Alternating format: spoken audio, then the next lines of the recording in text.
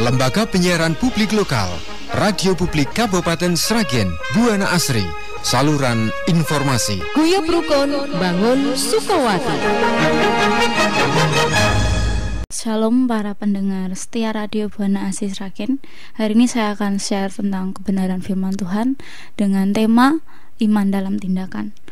Kita ambil ayat Alkitab kita baca di dalam Ester pasalnya yang keempat, ayatnya yang ke-15 sampai 17. Saya akan bacakan buat kita semua Ester 4 ayat 15 sampai 17. Maka Ester menyuruh menyampaikan jawab ini kepada Mordekai. Pergilah, kumpulkanlah semua orang Yahudi yang terdapat di Susan dan berpuasalah untuk aku.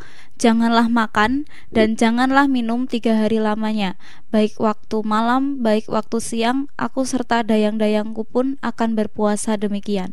Dan kemudian aku akan masuk menghadap raja, sungguh pun berlawanan dengan undang-undang. Kalau terpaksa aku mati, biarlah aku mati. Maka pergilah Mordekai dan diperbuatnyalah tepat seperti yang dipesankan Ester kepadanya. Nah, dari sini kita akan belajar tentang Ester, di mana Ester adalah seorang ratu, dan di sini ada masalah besar yang terjadi yang dihadapi oleh Ester. Tidak hanya Ester saja, tetapi Mordekai gitu. Dan kita tidak melihat di sini tidak hanya sekedar mereka berdua, tidak perorangan, tetapi di sini dikatakan bahwa masalah yang mereka hadapi itu adalah suatu bangsa. Jadi menyangkut sebuah bangsa, yaitu bangsa Yahudi, yang dimana masalah ini berangkat dari seorang Haman yang tidak suka akan keberadaannya Mordekai. Ya gitu. Mordekai ini adalah bangsa orang Yahudi. Jadi dari sini Haman melihat bahwa pada saat Haman ini menghancurkan Yahudi, dia akan merasa puas karena dia tidak hanya menghancurkan Mordekai, tapi dia juga menghancurkan bangsanya Mordekai, yaitu Yahudi. Nah, dari sini kita akan belajar bahwa ada 4 poin penting yang akan kita pelajari dari Ester, di mana dia memiliki iman dalam tindakannya.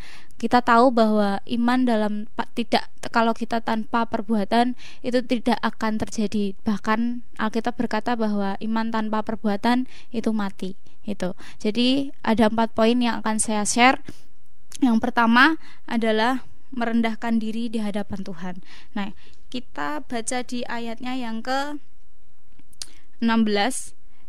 Pergilah, kumpulkanlah semua orang Yahudi yang terdapat di Susan dan berpuasalah untuk aku. Jangan makan dan janganlah minum 3 hari lamanya, baik waktu malam, baik waktu siang. Aku serta dayang-dayangku pun akan berpuasa demikian. Dan kemudian aku akan masuk menghadap raja, sungguh pun berlawanan dengan undang-undang. Kalau terpaksa aku mati, biarlah aku mati. Nah, di sini kita belajar bahwa Ester memiliki kerendahan hatinya. Dia merendahkan diri di hadapan Tuhan dengan apa? Dengan berpuasa, seperti itu. Dia melakukan bahwa kita tidak bisa melakukan atau menghasilkan segala sesuatu itu tanpa Tuhan. Di sini Ester punya hati bahwa segala apapun yang kita kerjakan tidak akan bisa kita lalui tanpa adanya pertolongan Tuhan. Makanya dari sini kita belajar Ester di sini merendahkan dirinya, dia merendahkan hatinya untuk berpuasa. Tidak hanya sekedar itu, dia mengajak dayang-dayangnya, mengajak saudaranya untuk melakukan hal itu gitu. Jadi dari sini puasa yang dikehendaki kita bisa lihat di dalam kitab Yesaya 58 ayatnya yang ke-6. Bukan berpuasa yang kukehendaki Allah supaya engkau membuka belenggu-belenggu kelaliman dan melepaskan tali-tali kuk, supaya engkau memerdekakan orang yang teraniaya dan mematahkan setiap kuk. Nah, dari sini kita belajar ya bahwa si Ester ini tidak mementingkan kepentingannya sendiri. Si Ester ini tidak hanya memikirkan keluarganya sendiri gitu, tidak memikirkan pekerjaannya sendiri sebagai ratu, tapi Ester ini memikirkan bangsanya gitu. Jadi di sini puasa yang dikehendaki oleh Tuhan bukan untuk diri kita sendiri, bukan untuk pribadi kita sendiri, melainkan orang lain, bangsa itu gitu. Kalau kita belajar doa syafaat, kita belajar untuk mendoakan orang lain, bahkan mendoakan bangsa dan kota. Nah, dari sini kita belajar bahwa si Ester ini ya mengutamakan bangsanya gitu. Ya, kita bisa lihat bahwa itulah puasa yang dikehendaki oleh Tuhan, di mana mematahkan setiap belenggu, melepaskan setiap kuk orang lain, melepaskan gitu. Jadi dari sini tidak ada rasa egois gitu, tapi memiliki kasih kepada sesama kita gitu. Nah, kemudian bangsa Yahudi ini akan dimusnahkan. Ester mengerti itu apa itu kuasa dari puasa, sehingga dia mengerti apa sih puasa itu, tidak hanya sekedar makan dan minum, tetapi dia mengerti power dari puasa itu adalah menyelamatkan suatu bangsa yang dia gumuli, yaitu bangsa Yahudi dari kejahatan dari si Haman. Yang pertama, kita belajar tentang merendahkan hati kita di hadapan Tuhan. Yang kedua, poin kedua, kita harus sepakat dengan orang lain ya. Tadi kita sudah mendengar bahwa si Ester ini sepakat ya. Dia tidak hanya sendiri, tapi dia juga memberikan beban itu kepada orang-orang dekatnya, seperti dayang-dayangnya, bahkan pamannya dia sendiri, Mordekai, seperti itu. Jadi pada saat kita melakukan iman ya, kita juga harus bertindak ya. Tindakan itu sifatnya aktif, bukan pasif. Jadi si Ester ini sepakat dengan orang lain ya. Kita diciptakan sebagai manusia itu tidak bisa hidup sendiri ya. Jadi kita diciptakan sebagai makhluk sosial yang saling ketergantungan dengan orang lain. Demikian juga Ester mengerti hal itu gitu. Jadi dia nggak bisa sendiri, dia butuh orang lain, bahkan untuk memotivasi, untuk memberikan didikan, untuk memberikan semangat gitu. Mungkin dalam hidup kita hari-hari ini kita banyak masalah gitu ya, tapi di sini kita belajar bahwa betapa pentingnya gitu, teman kita, sahabat kita, mentor kita yang akan membangun iman kita semakin naik gitu. Jadi dari sini kita belajar sekuat-kuatnya kita nggak akan bisa untuk melewati setiap masalah yang ada di depan kita. Oleh karena itu kita butuh orang lain untuk memberikan dorongan, motivasi, iman yang lebih untuk kita. Bahkan khususnya Tuhan sendiri ya, pada saat kita datang sama Tuhan, maka kekuatan itu Tuhan berikan gitu dengan cuma-cuma gitu.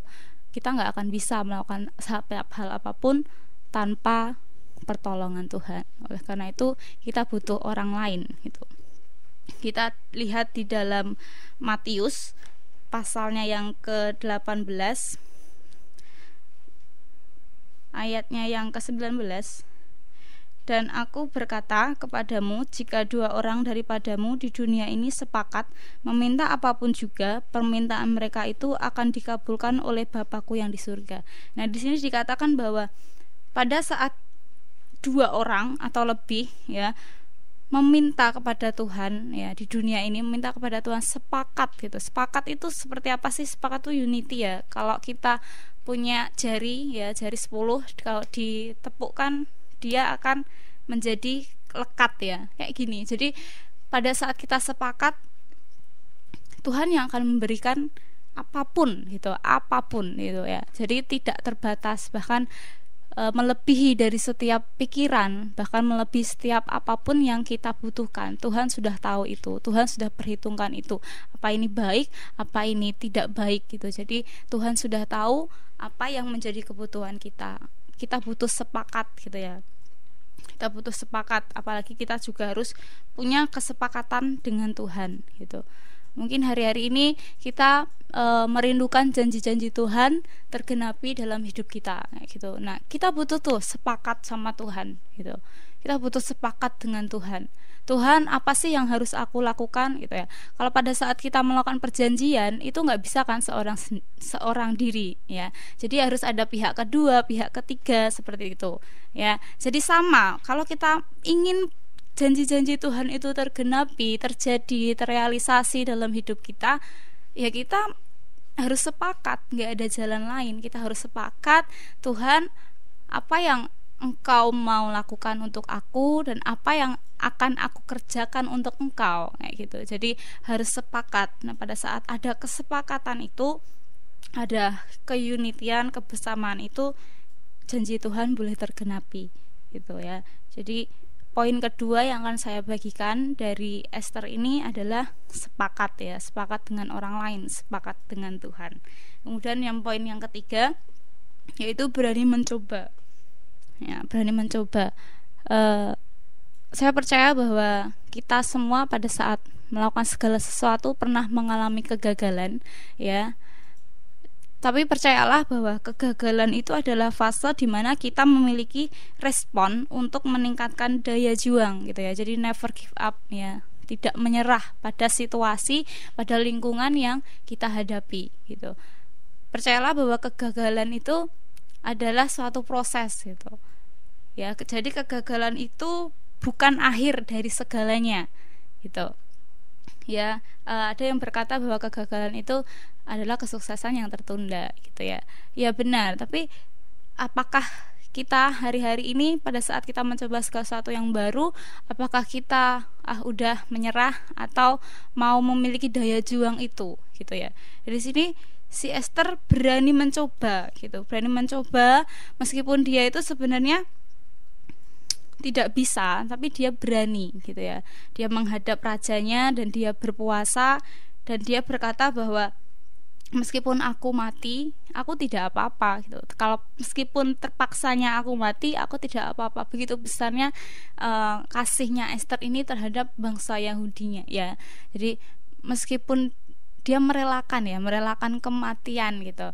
Meskipun dia mati ya nggak apa-apa. Yang penting bangsa ini diselamatkan gitu. Di sini kita belajar bahwa si Esther ini berani mencoba gitu. Meskipun dia berpikir ada kematian di depannya gitu, tapi dia berani mencoba itu, never give up ya, karena dari kegagalan kita bisa belajar apa itu tentang kesabaran ya, kerja keras sampai menuju keberhasilan ya. Yang namanya proses itu tidak pernah instan ya. Proses itu pasti ada tingkatannya, proses itu ada tahapnya gitu. Kalau kita ingin menjadi orang yang berhasil, ya ikuti setiap proses yang ada, jangan protes gitu ya. Jadi nikmatin prosesnya, maka pada saat kita menikmati, kita berjalan bersama Tuhan, kita akan menuai hasil yang terbaik yang daripada Tuhan gitu. Nah, terus pada saat kita gagal ya, wajar ya, karena namanya belajar itu kan pasti ada yang salah gitu ya. Nah, yang namanya mencoba wajar dong kalau di tengah-tengah ada kegagalan. Jadi tidak apa-apa gitu. Dicoba lagi, aku mencoba ini A B C D, dicoba lagi nggak apa-apa gitu. Karena hal itu pun juga akan menjadi pembelajaran buat kita gitu, tentang artinya apa tadi, kesabaran ya, kesabaran, kemudian kerja keras kita gitu, daya juangnya kita ini seberapa besar sih, seperti itu. Jadi Tuhan lihat hati kita, respon hati kita kayak gitu. Yang ketiga, berani mencoba, meskipun gagal kita harus berani mencoba gitu ya. Nah, bahkan Tuhan pun juga berkata bahwa dalam kelemahannya kita kuasa Tuhan menjadi sempurna gitu. Jadi jangan pernah takut ya. Bahkan Tuhan pun sendiri berkata ya di firman-Nya, dalam kelemahan kita kuasa Tuhan sempurna gitu. Kalau bukan Tuhan tidak akan bisa gitu. Orang lain dunia melihat ada penyertaan Tuhan. Meskipun hari-hari ini kita merasa down, merasa lemah gitu, merasa tidak bisa melakukan apa-apa, tapi percayalah pada saat kita berserah kepada Tuhan, menyerahkan segala kekhawatiran kita, bahkan masalah kita, Tuhan akan memberikan jawaban itu dengan tepat dan sesuai dengan apa yang Tuhan mau.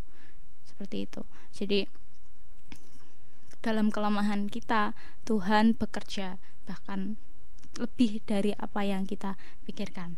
Nah, kemudian yang poin keempat yaitu melakukan dengan tepat. Nah, di sini kita baca ya di ayat yang ke-17. Maka pergilah Mordekai dan diperbuatnyalah tepat seperti yang dipesankan Esther kepadanya. Nah, dari sini kita belajar ya, tepat ya. Tidak menyimpang. Tepat itu tuh tidak menyimpang ke kanan, tidak menyimpang ke kiri, sesuai jalur ya. Kalau kita lihat rel ya, kereta api itu berjalan di dalam rel ya. Nah, bayangkan kalau kereta api itu tidak punya jalurnya sendiri. Nah, pasti akan mengalami kecelakaan dan pasti juga waktu kita akan tertunda. Banyak waktu yang terbuang sia-sia karena kereta ini tidak akan sampai kepada tujuan gitu. karena tidak sesuai dengan jalur jalannya gitu. Sama seperti hidup kita. Pada saat kita disuruh apapun ya, mungkin dalam pekerjaan kita, kalau Anda yang masih sekolah, tugas-tugas Anda kerjakan sesuai dengan tepat gitu. Jangan ditunda-tunda. Nah, seperti itu, karena itu akan membuang waktu dan itu akan menghasilkan sesuatu hal yang kurang efektif kayak gitu. Nah, dari sini ya kita belajar bahwa segala sesuatu kalau kita lakukan dengan tepat itu juga hasilnya akan maksimal kayak gitu. Ya, jadi setiap hidup kita itu ada tujuannya, ada purpose ya, tujuan. Tuhan tidak iseng menciptakan saya dan Anda ya, tidak iseng, tapi Tuhan memberikan maksud ya, ada tujuan yang penting dalam hidup kita gitu. Kita nggak hanya sekedar hidup di dunia habis itu mati dikubur, enggak, tapi dalam kehidupan kita itu ada tujuan yang ingin Tuhan berikan, ada kecapaian gitu. Nah, dari sini ya, tujuan hidup dari A, B, dan C itu berbeda-beda gitu. Nah, dari sini kita belajar dari si Esther ya, bahwa si Esther ini adalah seorang ratu ya. Dia mempersiapkan sebelum dia menjadi ratu, dia mempersiapkan segala sesuatunya dengan baik ya.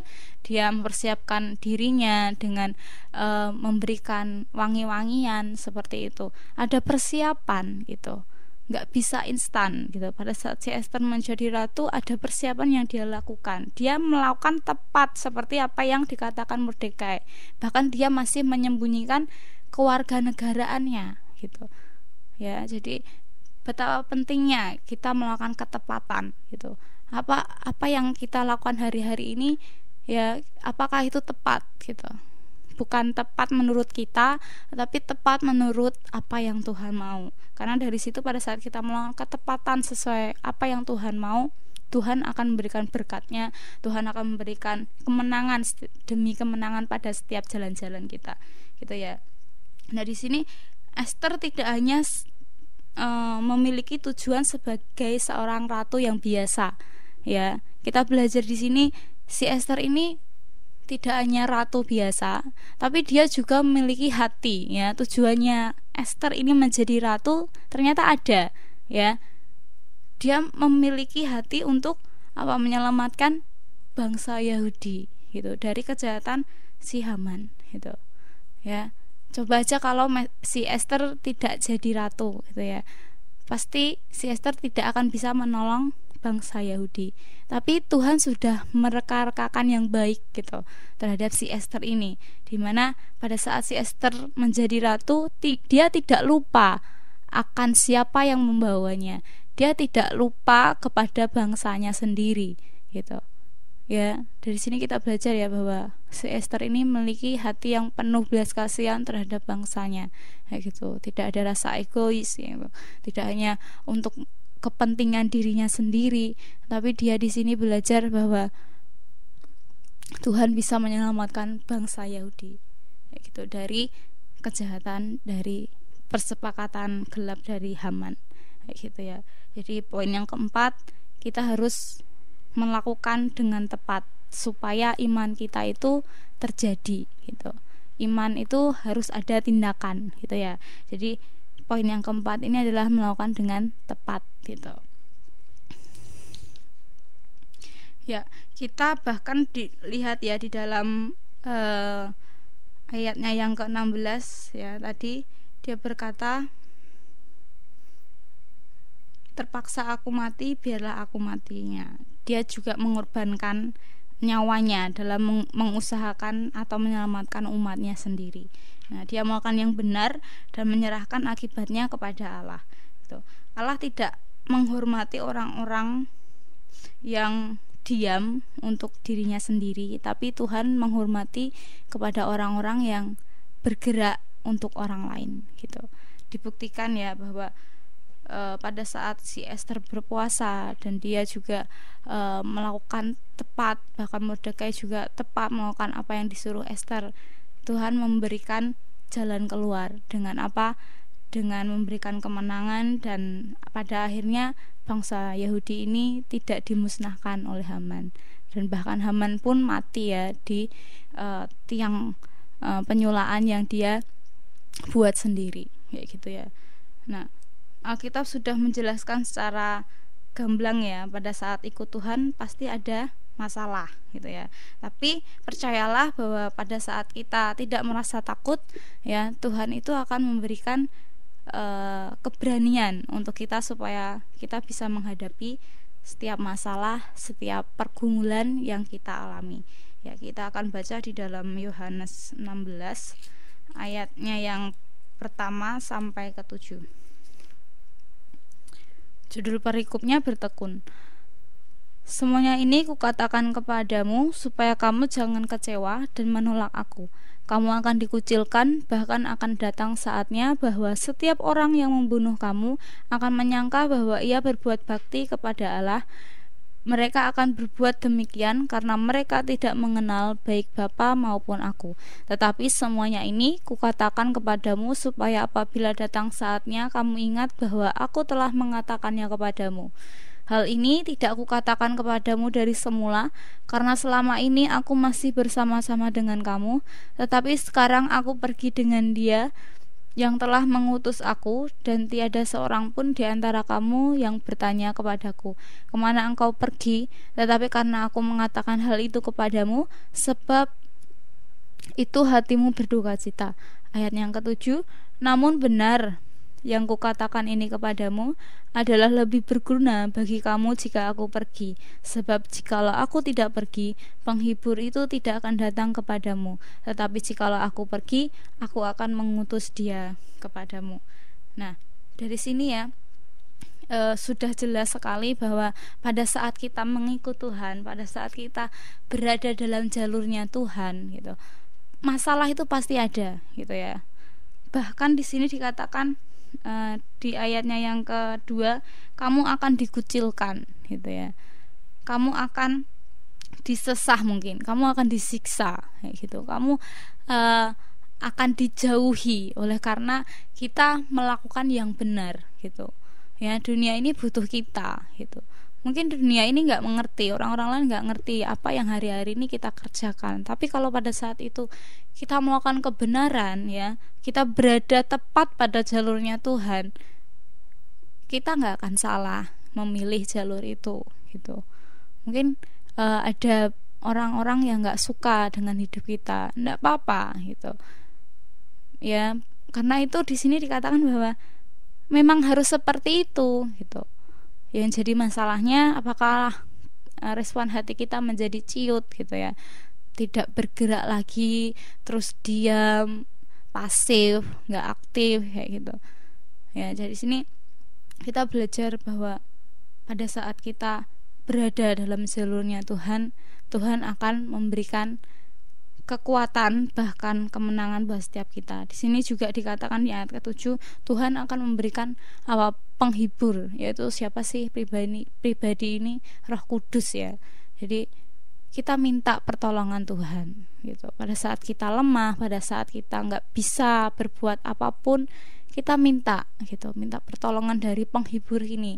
Namanya aja penghibur, namanya penolong. Ya pasti akan nolong gitu ya. Pasti akan menghibur gitu. Jadi Roh Kudus itu ada dalam setiap hidup kita, ada dalam hati kita.